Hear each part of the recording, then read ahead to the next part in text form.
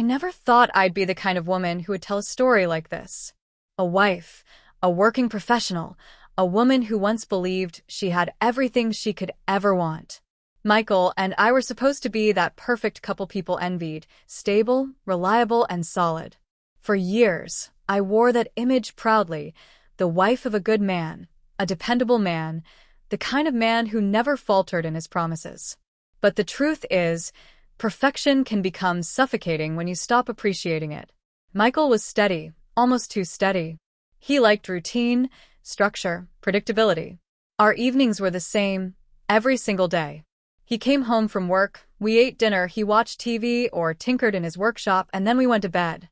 At first, I found comfort in it.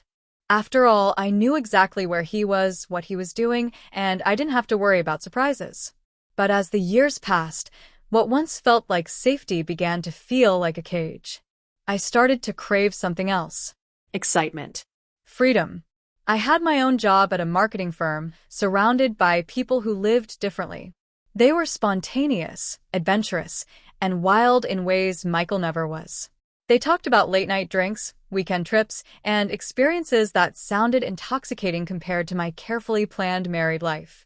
I remember one of my coworkers casually lighting a cigarette during a conference trip, exhaling smoke with a kind of rebellious charm. I laughed at first, but within weeks, I was doing the same. Smoking in the evenings not because I liked the taste, but because it made me feel like I was breaking free from the box I had built around myself. The problem was that freedom started to bleed into everything. At home, Michael noticed changes. He didn't say much at first, but he didn't have to. I stopped initiating intimacy. Actually, I stopped responding altogether. Every night when he reached for me, I turned away. I told myself it wasn't personal. I just didn't feel like it.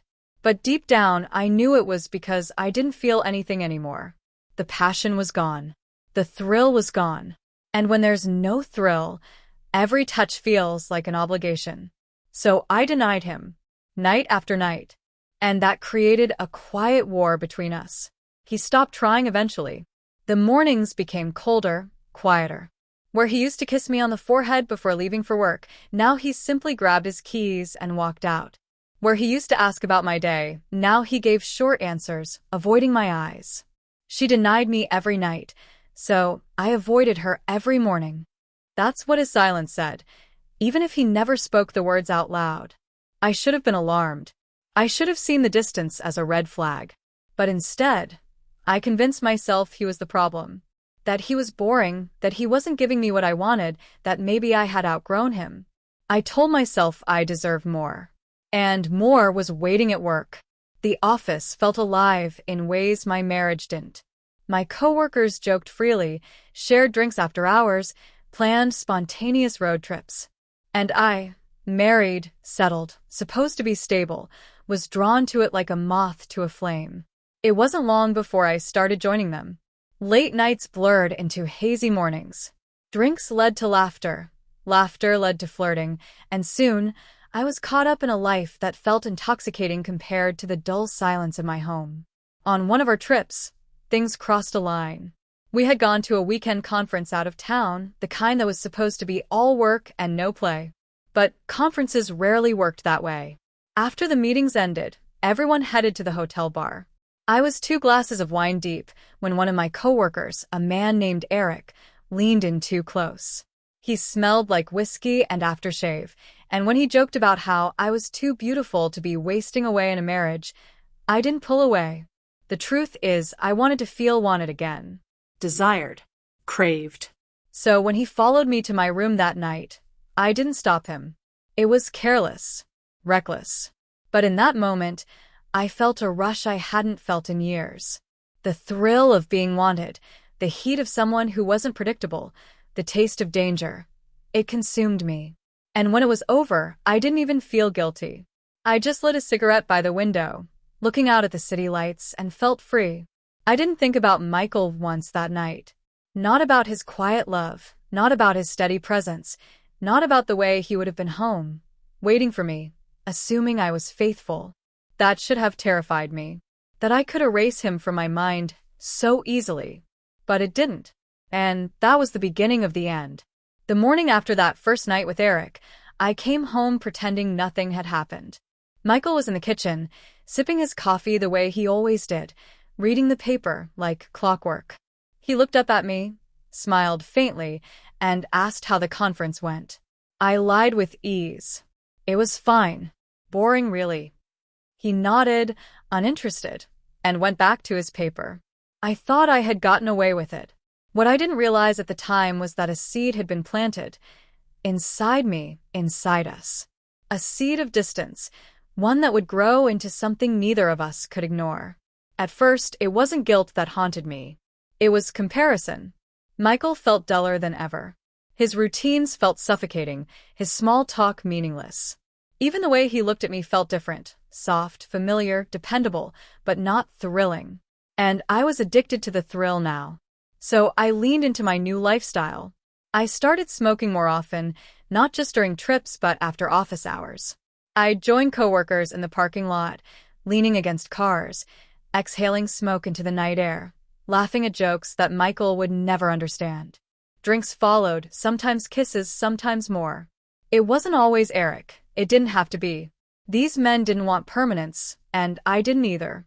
They just wanted a moment, a distraction, a body. And I gave them mine, convincing myself it was harmless as long as I came home at the end of the night. But every time I walked through the front door, the silence was heavier. Michael noticed. He wasn't stupid. He saw the late nights, the smell of smoke clinging to my hair, the way I avoided his touch. He didn't accuse me of anything, though. He didn't yell or demand answers. He just pulled back. The intimacy that once bound us was gone. Nights became a cold ritual. I turned my back to him, and eventually, he stopped reaching for me at all. The mornings were worse.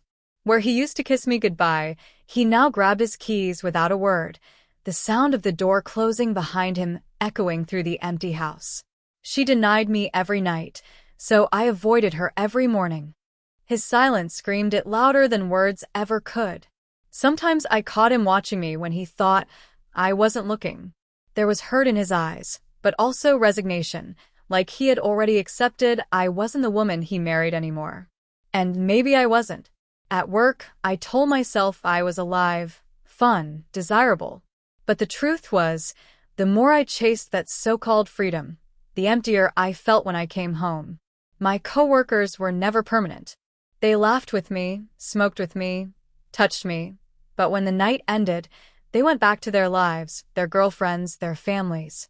I went back to Michael, who had slowly stopped being my husband and had become just a roommate I was betraying every single day. There was one night, I remember vividly, when Michael tried to reach me again. I came home late, smelling of wine and cigarettes, and he was sitting in the living room waiting. He didn't raise his voice, didn't accuse me.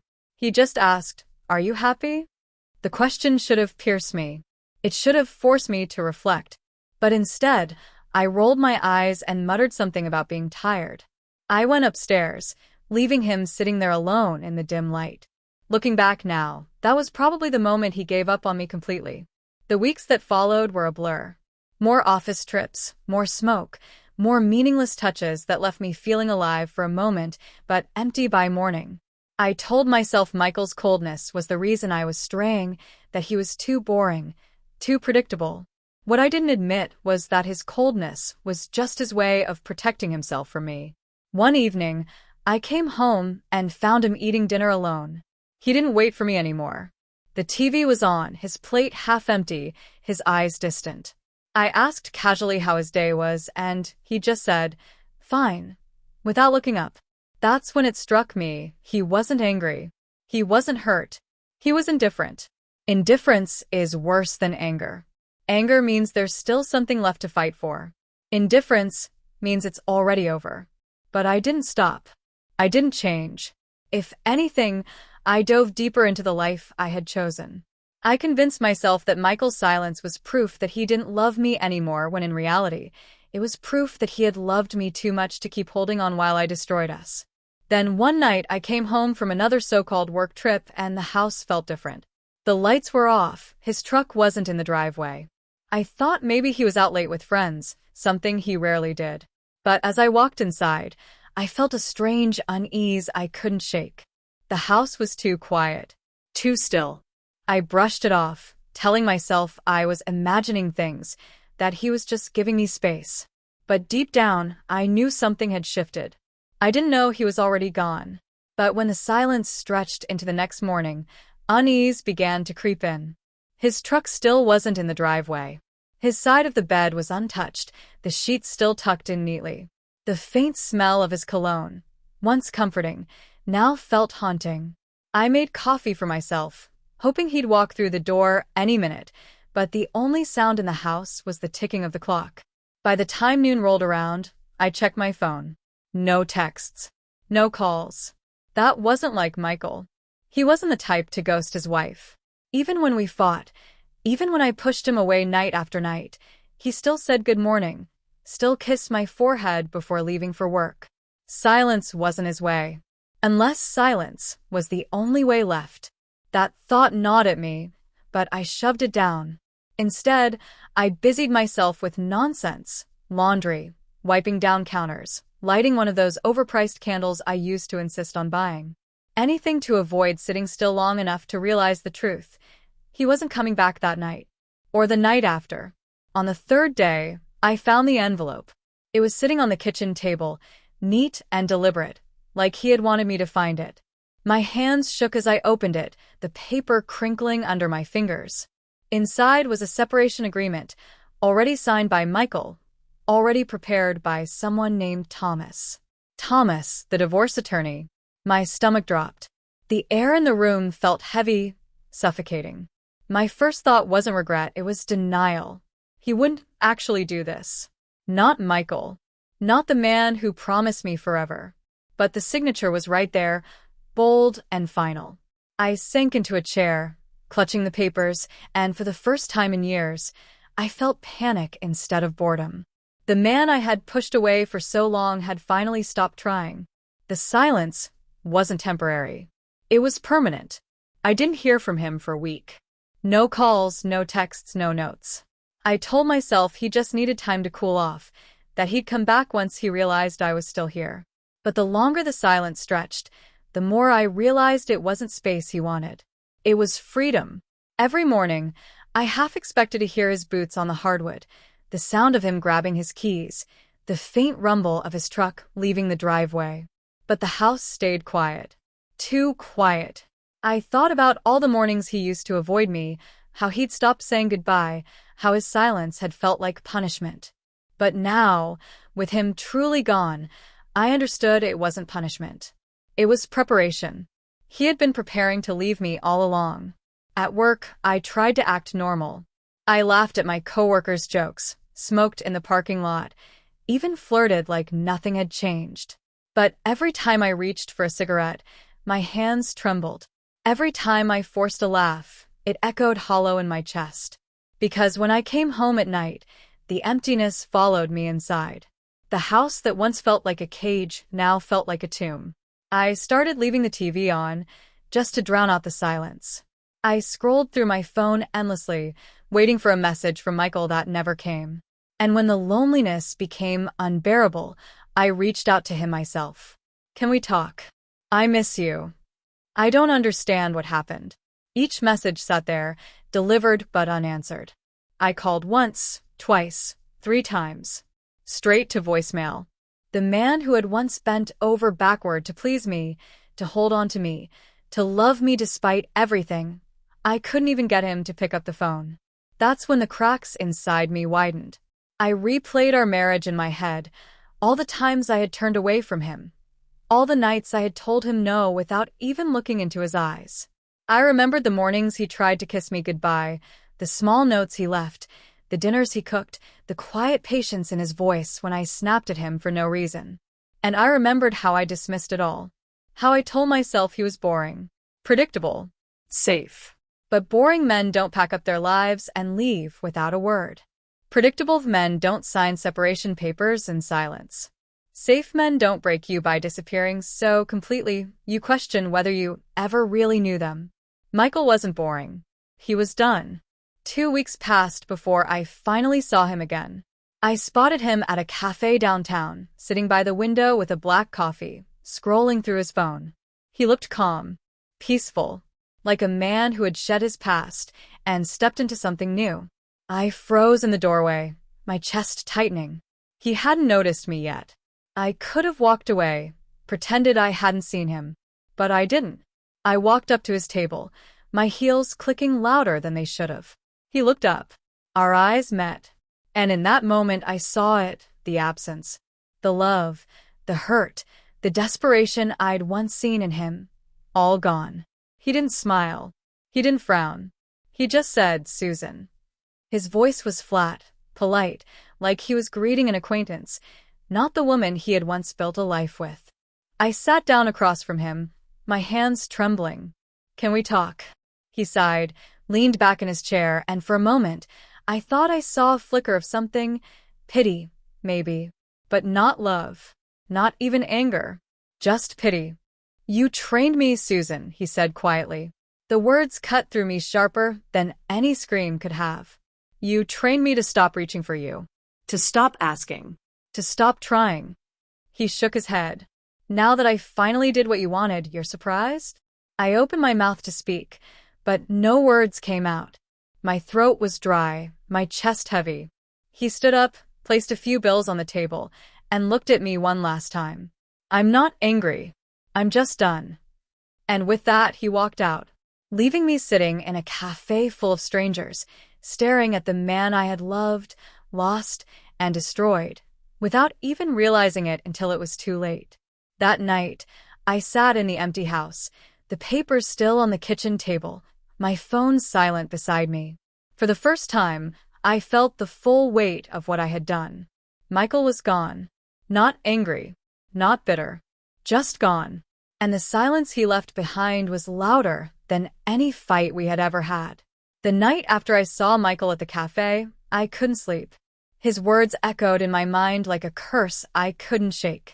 "You trained me to stop reaching for you." I lay awake staring at the ceiling, tears slipping silently down my face. For years, I had begged the universe for space, for freedom, for something more than what I thought was a suffocating marriage. And now that I finally had it, now that Michael was gone, his love withdrawn, I felt empty. Not free. Not alive. Just hollow. The silence in the house pressed down on me like a weight I couldn't lift. Every corner reminded me of him. The couch where he used to fall asleep watching TV, the sink where he always left his coffee mug, the bed that now felt too big, too cold. I used to complain that he was predictable, that I could always count on him being there. But what I didn't realize was that his predictability was my anchor. His constancy was the only steady thing in my life. And now, with him gone, I was adrift in a sea of my own making. Days blurred into weeks. At work, people started noticing the change in me. I wasn't the sarcastic, playful Susan anymore. I was quiet, withdrawn. The jokes I once tossed around so easily now felt forced, like I was performing for a stage no one was watching. Even the cigarettes tasted different. Bitter. Pointless. I stood in the parking lot, smoke curling around me, and all I could think about was how Michael used to ask me, over and over, to quit. He worried about my health. He wanted a future with me, and I pushed him away with every drag. I tried calling him again one night, desperate to hear his voice, even if it was cold. Straight to voicemail. My chest ached as I left a message, my words stumbling out. "Michael, I'm sorry. I know it doesn't matter now, but you didn't deserve the way I treated you. Please just talk to me. Please." But he never called back. That's when I realized his silence wasn't a pause. It was permanent. One afternoon, I ran into a mutual friend at the grocery store. She hesitated before speaking, like she wasn't sure if she should tell me. But then she did. Michael is doing better. He'd moved into a small apartment downtown, started going to the gym again, spent weekends fishing with his brother. "He seems a lighter," she said gently, like he let go of something heavy. Her words stung more than she knew, because that something heavy was me. I forced a smile, nodded, and quickly ended the conversation. But as I drove home, the tears came again. My hands gripped the steering wheel so tight my knuckles turned white. Michael was healing, moving on, and I was still stuck in the ruins of the life I had burned down. Nights became the hardest. I'd crawl into bed and close my eyes, only to be ambushed by memories. Michael lying beside me, his arm draped across my waist. The warmth of his body pressed against mine. The way he used to whisper, "Good night," even when I turned away without responding. I remembered all the times I rejected him. The way his face fell just a little each time. The way he eventually stopped asking. And I hated myself for it. I hated how blind I had been, how stubbornly I clung to the idea that I was missing out on some bigger, brighter life. When in reality, I already had the kind of love people prayed for. I just couldn't see it. Until it was gone. I tried reaching out one last time. I wrote him a letter, pouring out everything I had never said. I told him how sorry I was, how much I missed him, how I wished I could turn back time.